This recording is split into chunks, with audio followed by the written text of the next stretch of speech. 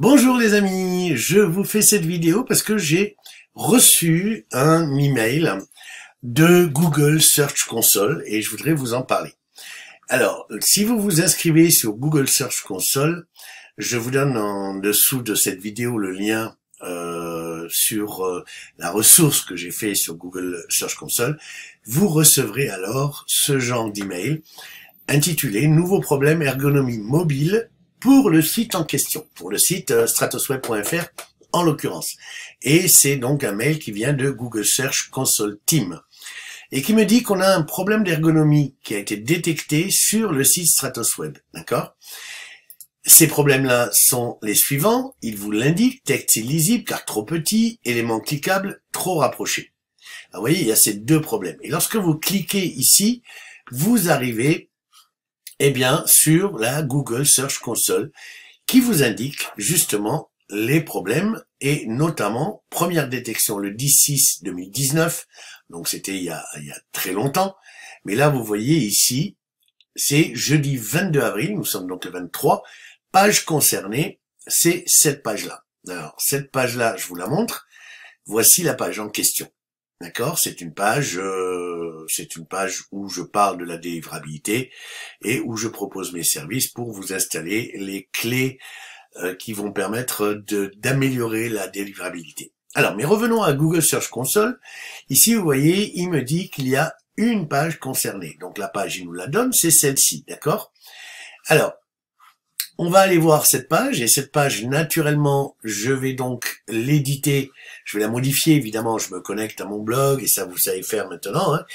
Je me connecte à mon blog, et j'utilise, bien entendu, ici, modifier avec Elementor, puisque, vous le savez, toutes les pages de mon site internet, Stratosweb, ont été faites avec Elementor, et notamment avec Elementor Pro.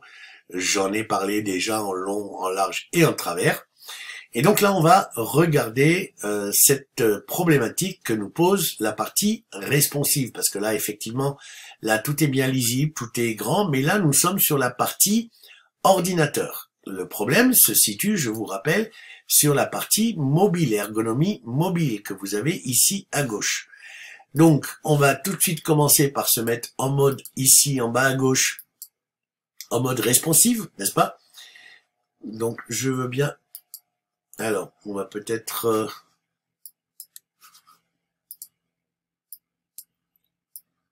réduire un petit peu pour pouvoir accéder, voilà, ici au mode responsive. Et du coup, voilà ma page en mode responsive. Je peux bien sûr la faire aussi en mode, la travailler en mode tablette, bien évidemment. On va y revenir, mais surtout ce que Google a détecté, c'est le mode ici, ce mode-là. Et il nous dit qu'il y a deux problèmes. En l'occurrence, ici, texte illisible car trop petit est à erreur. Donc là, si je ne l'ai pas déjà fait, ben, il va falloir porter quelques corrections. Alors là, c'est pas un texte, c'est une image, mais tant que j'y suis, je préfère peut-être l'agrandir un peu. Donc pour cela, je vais en largeur max, évidemment. Et la largeur, après, je la travaille comme ça. Voilà. Rappelez-vous, hein, pour le traitement des images, là je suis bien en mode mobile, hein, donc je mets toujours la largeur max à 100 et ensuite je travaille ma largeur. Je ne touche pas à la hauteur parce que justement, vous savez, la problématique c'est de respecter ce qu'on appelle l'homothétie, c'est-à-dire dessiner une diagonale et de réduire ou d'agrandir une image en fonction de cette diagonale. Bien, je ne vais pas m'attarder là-dessus, on y va. Donc là, il y aura le menu, donc ça, pas de souci, la délivrabilité. Là, j'ai un petit peu travaillé avant de faire cette vidéo, je vois que là, peut-être le titre est d'ailleurs un peu trop grand. Donc on va aller dans le style et dans la typographie. Et là, on va choisir une taille pour la partie mobile.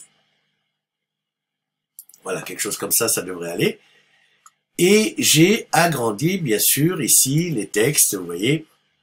C'est pareil, hein, je prends mon élément ici. Et je vais dans la partie typographie, dans la partie style, et je règle donc la grandeur de mon texte, de ma typographie. Alors là, il semble que ce soit encore un peu petit, donc on va agrandir tout ça. 17, on va le passer à 18, voilà. On va essayer d'ailleurs de tout passer à 18. Voilà, le DKIM ici aussi. Alors, il y a 3 éléments, hein. Donc là, je passe à 18. Et le troisième élément, c'est le démarque. Là, pareil, je vais le mettre à 18. Voilà. Et on est toujours, bien sûr, dans la partie mobile, rappelez-vous, hein. Alors, ici, ben, je vais laisser tel quel, ça me paraît bien. Alors, pourquoi est-ce que j'ai les différences de taille ici entre, voilà, entre ce code-là et ce code-là? Alors ça, on va les regarder d'un peu plus près, puisqu'apparemment, c'est un seul élément, vous voyez, qui contient tout. Non, cet élément-là est à part et cet élément est à part. Alors, on va regarder ici, dans la partie, on va dire, de l'éditeur que vous connaissez de WordPress, hein. On va regarder pourquoi. Cette partie code, en fait, on est bien en paragraphe, d'accord? Tout est en paragraphe, normalement, avec du gras ou pas du gras. Donc là, on peut aller regarder dans la partie texte s'il n'y a pas des codes particuliers. Donc là, c'est pas le cas. On est bien en paragraphe, style align left, donc on est aligné sur la gauche. Donc là, ça me semble bien et ça me semble... Alors peut-être qu'on peut éviter le gras. Strong, vous voyez là, strong, donc ça veut dire que j'ai mis tout ça en gras. Je vais peut-être enlever le gras. Voilà. Voilà, ça me donne quelque chose de plus cohérent ici. Et je vais faire la même chose pour le suivant. Donc là, c'est pareil. Toute cette clé des KIM, je vais la remettre en normal. Je vais lui enlever le gras. On est bien en paragraphe. Je vérifie ici pour ne faire... Ah, vous voyez ici, il y a 19 font style normal. Alors tout ça, je voudrais l'enlever. On va juste enlever ça.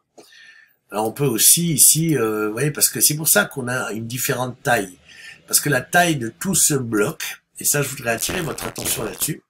Vous voyez que quand on sélectionne le bloc, d'habitude on va aller travailler ici dans la typographie.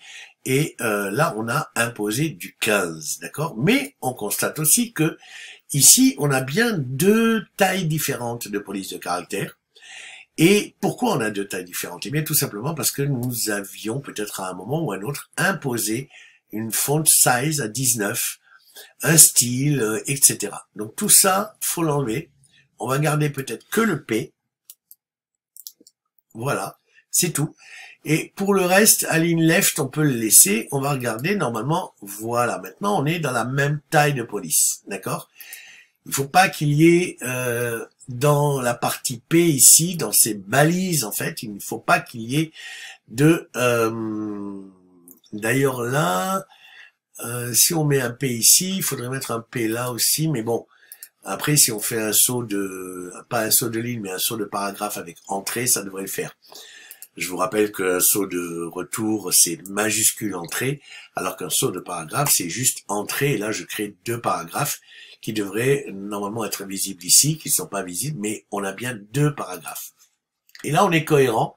Donc là, tout va bien. Sauf que ici, on est en taille 17.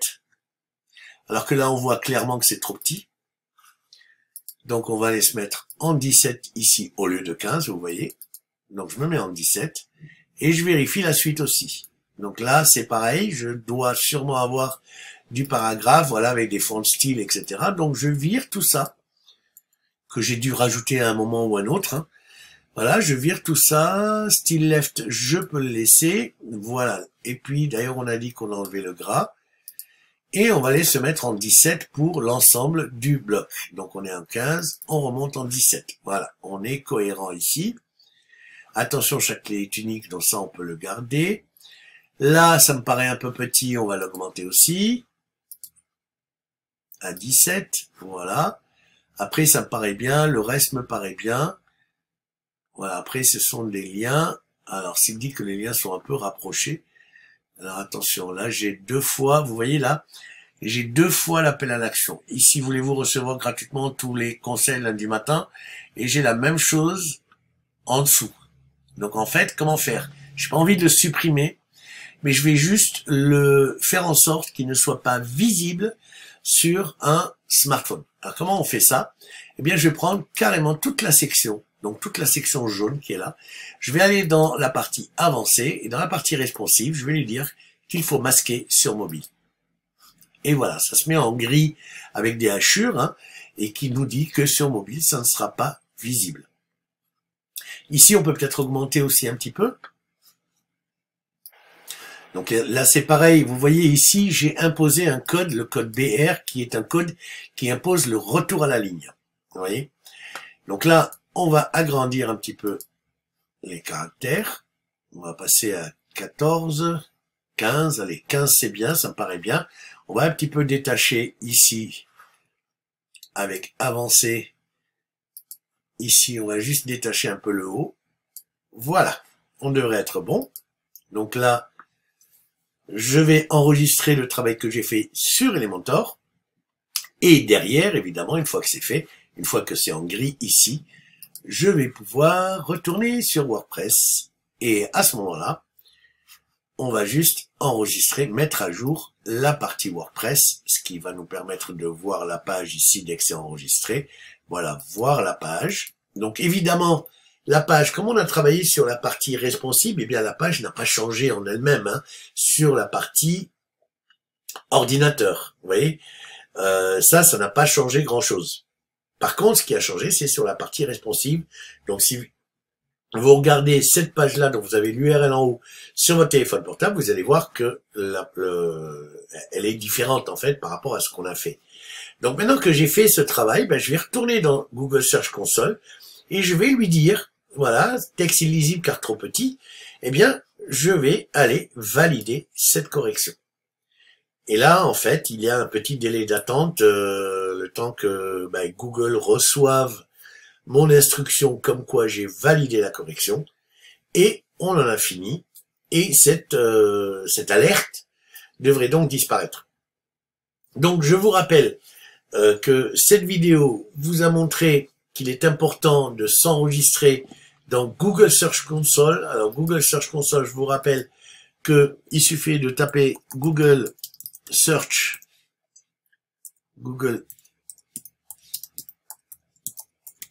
Console, voilà. Et vous avez ici le search.google.com, c'est exactement la console. Il vous suffit alors de, eh bien voilà, de vous connecter. Il vous dit commencez maintenant, ben, vous cliquez dessus et il va vous proposer de vous connecter avec votre compte. Ici, vous voyez que c'est mon compte Gmail qui est connecté ici à la Google Search Console. Vous avez des performances, vous avez plein de choses, et notamment la fameuse ergonomie mobile. Voilà, donc là, a priori, il est toujours en train de... Ah, impossible de continuer le processus, des pages concernées ont été trouvées, corriger le problème et relancer. Donc là, alors, des fois, ça ne marche pas effectivement tout de suite. Donc là, vous attendez un peu, puis vous relancez la validation de la correction. Hein. Robot d'exploration pour smartphone, date de la dernière mise à jour le 22, c'est-à-dire hier, nous sommes le 23 avril. Donc là, je vais attendre 5-10 minutes et puis je vais relancer la validation de la correction et normalement, il n'y a pas de raison, ça devrait bien se passer. Voilà, j'espère que cette vidéo sur une des fonctionnalités de Google Search Console vous a plu. Je vous renvoie sur les ressources que j'ai déjà mis à disposition dans le club sur les autres éléments d'importance et qui peuvent vous aider sur la Google Search Console, qui est quelque chose qui va vous faciliter la vie pour optimiser votre site web et le rendre le plus rapide possible. Et bien entendu, vous pouvez inspecter n'importe quelle URL à partir de la Google Search Console. Voilà, je vous remercie de votre attention et je vous dis à une prochaine vidéo.